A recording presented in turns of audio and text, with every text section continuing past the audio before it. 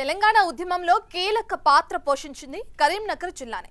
అంతేకాకుండా గులాబీ పార్టీకి ఆ జిల్లానే ఊపిరిపోసింది. అప్పుడు తెలంగాణ ఉద్యమ సమయంతో పాటు అధికారంలోకి రావటంలో కరీంనగర్ జిల్లానే అండగా నిలిచింది. అలాంటి జిల్లాలో బీఆర్ఎస్ నేతలు కొంతకాలంగా పూర్తిగా సైలెంట్ అయిపోయారు. కీలక నేతలంతా హైదరాబాద్లోనే మకాం వేస్తున్నారు. 1-2 కార్యక్రమాలు చేసి చేతులు దులుపుకుని వెళ్లిపోతుండటంతో గులాబీ శ్రేణులకు దిశానిర్దేశం లేకుండా పోయిందట.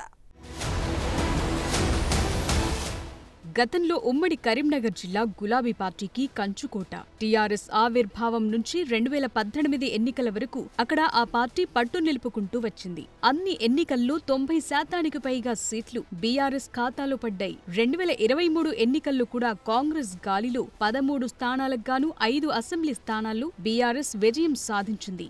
మిగతా నియోజకవర్గాల్లో కూడా గట్టి పోటీ ఇచ్చింది. సహజంగా కొత్త ప్రభుత్వం ఏర్పడ్డ తరువాత తొలి 6 నెలలు ప్రతిపక్షాలు సైలెంట్ గా ఉంటాయి.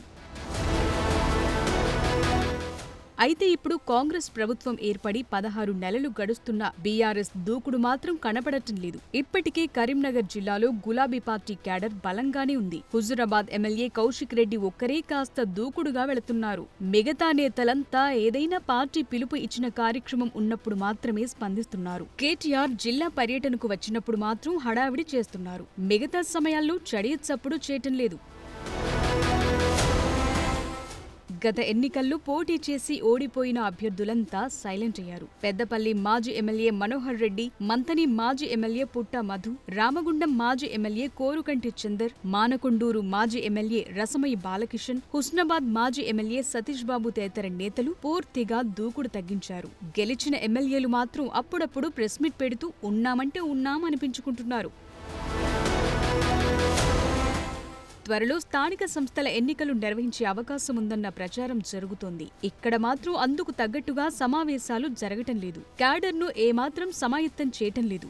మెజార్టీ నేతలంతా హైదరాబాద్లో ఉంటున్నారు. పార్టీ ఏదైనా కార్యక్రమానికి పిలుపునిస్తే మాత్రం నియోజకవర్గాలకొచ్చి కార్యక్రమాలు నిర్వహించి వెళుతున్నారు. ఎప్పుడు దూకుడుగా ఉండే మాజీ మంత్రి కరీంనగర్ ఎమ్మెల్యే గంగుల కమలాకర్ కూడా సైలెంట్ అవ్వటం చర్చనీయాంశంగా మారింది.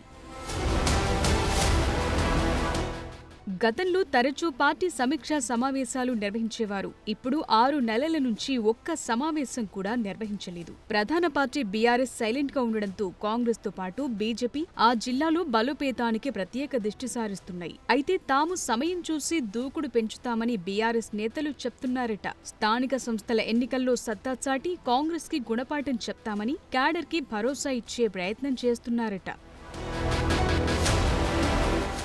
అదేమంటే ఓడిపోతామనే భయంతోనే కాంగ్రెస్ ప్రభుత్వం స్థానిక సంస్థల ఎన్నికలు నిర్వహించడానికి ముందుకు రావటం లేదని అంటున్నారట.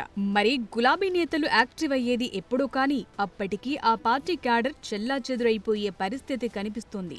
మొత్తం మీద జిల్లా బీఆర్ఎస్ నేతలు ప్రభుత్వ పగ్గాలు చేజారాక మౌనముద్ర దాలుస్తుండటం, కేసీఆర్ ఫామ్ హౌస్ కే పరిమితమవటం, తమ నేతలు అడ్రస్ లేకుండా పోవటంతో జిల్లా పార్టీ శ్రేణులు ఏ చిన్న పనొచ్చినా దిక్కులు చూడాల్సి వస్తుందట.